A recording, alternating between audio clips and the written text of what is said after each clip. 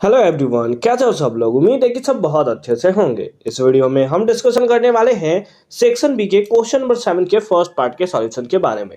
ये बहुत ही important question है, तो एकदम आराम से देखोगे। अगर आपने इसे प्रीवियस वीडियो अभी तक नहीं देखा, साथ ही साथ आने वाले वीडियोज का सॉल्यूशन देखना चाहते हो, तो कंप्लीट प्लेलिस्ट का लिंक मिलेगा आपको डिस्क्रिप्शन में, जहां पर आपको प्रीवियस साथ ही साथ आने वाले वीडियोज के भी सॉल्यूशन देखने को मिल जाएंगे। साथ ही साथ मैथ्स और फिजिक्स के सैंपल पेपर को सॉल्व नहीं किया तो कंप्लीटली सॉल्व हो चुके हैं, उसका भी लिंक मिल जाएगा आपको डिस्क्रिप्शन में।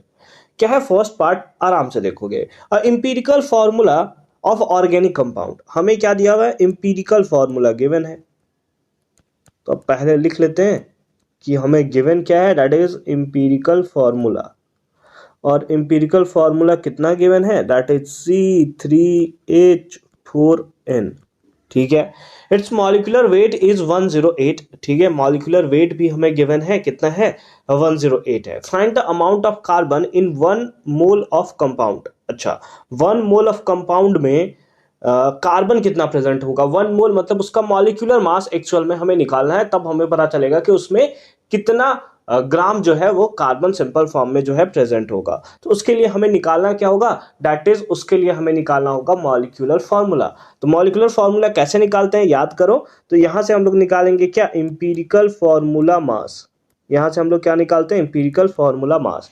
आपको पता होना चाहिए कि कार्बन का मास कितना होता है, 12 होता है। एक हाइड्रोजन का मास 1 होता है और नाइट्रोजन का मास 14 होता है। ठीक है, चलो, तो एक कार्बन का 12 है तो 3 कार्बन का कितना होगा, दैट इज 12 इंटू 3 प्लस एक का 1 है तो 4 का कितना होगा, 1 इंटू 4 प्लस नाइट्रोजन का कितना होता है, दैट इज 14। दैट इज कितना, 14। ऐड कर दो तो 36 प्लस 4 प्लस 14 दैट इज कितना हो गया, ये हो गया 54। ये एमयू लिखो, ग्राम लिखो, कोई दिक्कत नहीं है। ठीक है, ग्राम में लिख देता हूँ मैं फिलहाल। ठीक है, आप एमयू भी लिख सकते हो। ठीक है, अच्छी बात है। और उसके साथ साथ क्या दिया है, मॉलिक्यूलर वेट दिया हुआ है, तो एंड लिख दिया, and molecular weight, and molecular weight या मॉलिक्यूलर मास बोलो। मॉलिक्यूलर मास कितना है, दैट इज 108 ग्राम, है ना, 108 ग्राम।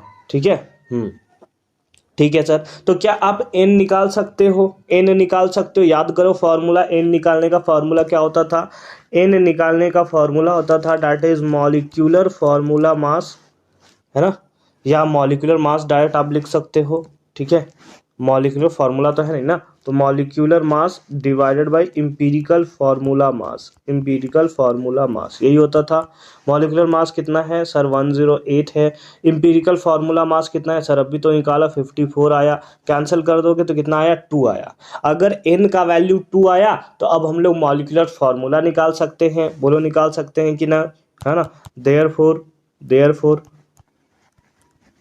मॉलिक्यूलर फार्मूला, मॉलिक्यूलर फार्मूला कितना होगा, तो जो हमारे एम्पिरिकल फार्मूला था C3H4N, इसको आप क्या करोगे, 2 से मल्टीप्लाई कर दोगे। इसको क्या करोगे आप, 2 से सिंपल फॉर्म में आप मल्टीप्लाई कर दोगे। 2 से मल्टीप्लाई करोगे तो कितना होगा, दैट इज C6H8N2। ये आपको क्या मिल जाएगा, दैट इज मॉलिक्यूलर फार्मूला। और ये मॉलिक्यूलर फार्मूला है, ये कितना होता है, ये मॉलिक्यूलर फार्मूला अगर इसका मास निकालोगे, है ना, मॉलिक्यूलर मास, तो ये तो हमें दिया भी हुआ है, कितना है, 108 ग्राम है। कितना है, 108 ग्राम है। और इसी को हम लोग बोलते हैं 1 मोल। जो उसका मॉलिक्यूलर मास होता है, किसी भी कंपाउंड्स का जो मॉलिक्यूलर मास होता है वही उसका 1 मोल होता है। ठीक है, तो 1 मोल में कार्बन कितना प्रेजेंट है, तो चेक कर लो।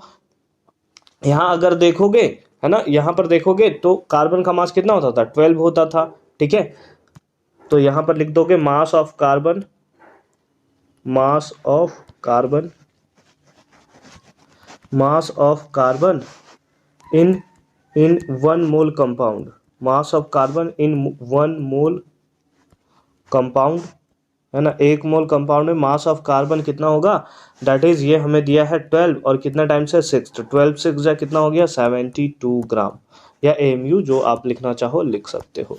तो इस टाइप से बड़े ही प्यारे तरीके से आप आंसर कर सकते हो। अगर 1 मोल में कार्बन का पूछा, हाइड्रोजन का पूछा, किसी का भी पूछेगा, तो सबसे पहले हमारा काम क्या रहेगा, उसका मॉलिक्यूलर मास निकालना। अगर मॉलिक्यूलर मास या मॉलिक्यूलर फार्मूला अगर आपने निकाल दिया, उसके बाद तो आग ही लगा दोगे आप। ठीक है, उम्मीद है कि ये पार्ट आपको अच्छे तरीके से समझ में आया होगा। एक बार आप इसका स्क्रीनशॉट ले लोगे, ले लिया, बहुत अच्छी बात है। और उसके बाद आप एक बार इसका स्क्रीनशॉट ले लोगे, ले लिया, बहुत अच्छी बात है। तो इस टाइप से हमने इस क्वेश्चन को एकदम धुएं में उड़ा दिया है। आई होप कि ये पार्ट आपको अच्छे तरीके से समझ में आया होगा। मिलते हैं आपसे अगली वीडियो में। कंप्लीट प्लेलिस्ट का लिंक मिलेगा आपको डिस्क्रिप्शन में, तो एक बार डिस्क्रिप्शन आप जरूर चेक कर लोगे। साथ ही साथ चैनल पर फर्स्ट टाइम विजिट किया है तो सब्सक्राइब करना नहीं भूलोगे।